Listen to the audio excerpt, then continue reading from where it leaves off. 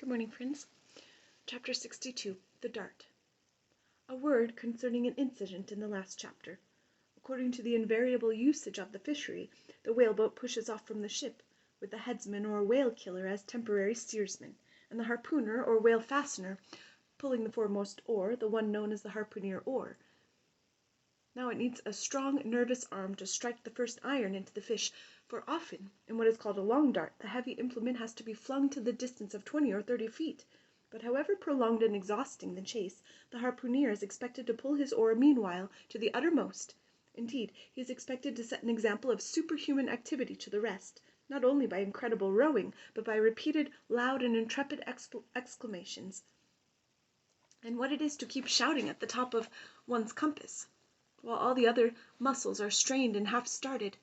What that is, none know but those who have tried it. For one, I cannot bawl very heartily and work very recklessly at one and the same time.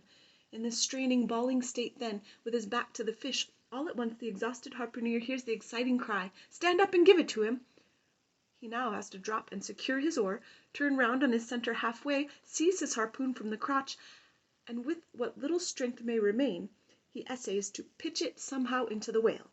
No wonder, taking the whole fleet of whalemen in a body, that out of 50 fair chances for a dart, not 5 are successful. No wonder that so many hapless harpooneers are madly cursed and disrated. No wonder that some of them actually burst their blood vessels in the boat. No wonder that some sperm whalemen are absent 4 years with 4 barrels. No wonder that too many ship owners, whaling is but a losing concern, for it is the harpooner that makes the voyage, and if you take the breath out of his body, how can you expect to find it there when most wanted? Again, if the dart be successful, then at the second critical instant, that is, when the whale starts to run, the boat header and harpooner likewise start to running fore and aft, to the imminent jeopardy of themselves and everyone else. It is then they change places, and the headsman, the chief officer of the little craft, takes his proper station in the bows of the boat. Now I care not who maintain the contrary, but all this is both foolish and unnecessary. The headsman should stay in the bows from first to last.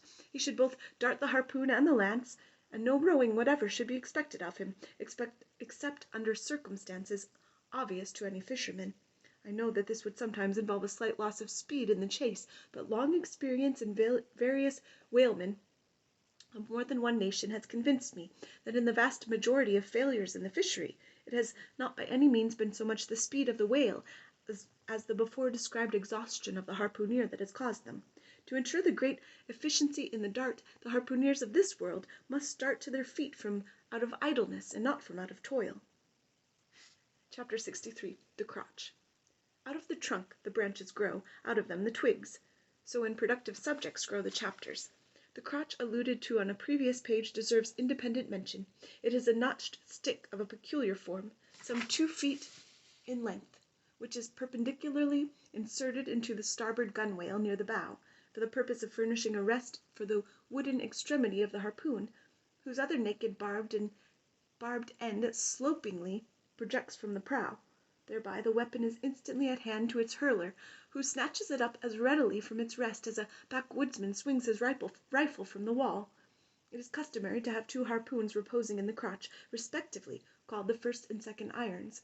But these 2 harpoons, each by its own cord, are both connected with the line, the object being this, to dart them both, if possible, one instantly after the other into the same whale, so that if in the coming drag one should draw out, the other may still retain a hold. It is a doubling of the chances, but it very often happens that owing to the instantaneous, violent, convulsive running of the whale upon receiving the first iron, it becomes impossible for the harpooner, however lightning-like in his movements, to pitch the second iron into him. Nevertheless, as the second iron is already connected with the line, and the line is running, hence that weapon must at all events be anticipatingly tossed out of the boat, somehow and somewhere, else the most terrible jeopardy would involve all hands. Tumbled into the water it accordingly is in such cases, the spare coils of box-line, mentioned in a preceding chapter, making this feat in most instances prudently practicable. But this critical act is not always unattended with the saddest and most fatal casualties. Furthermore, you must know that when the second iron is thrown overboard, it thenceforth becomes a dangling, sharp-edged terror, skittish skittishly curvetting about both boat and whale, entangling the lines or cutting them, and making a prodigious sensation in all directions, nor in general is it possible to secure it again until the whale is fairly captured and a corpse. Consider now how it must be in the case of 4 boats all engaging one unusually strong, active, and knowing whale, when, owing to these qualities in him, as well as to the 1,000 concurring accidents of such an audacious enterprise, 8 or 10 loose second irons may be simultaneously dangling about him.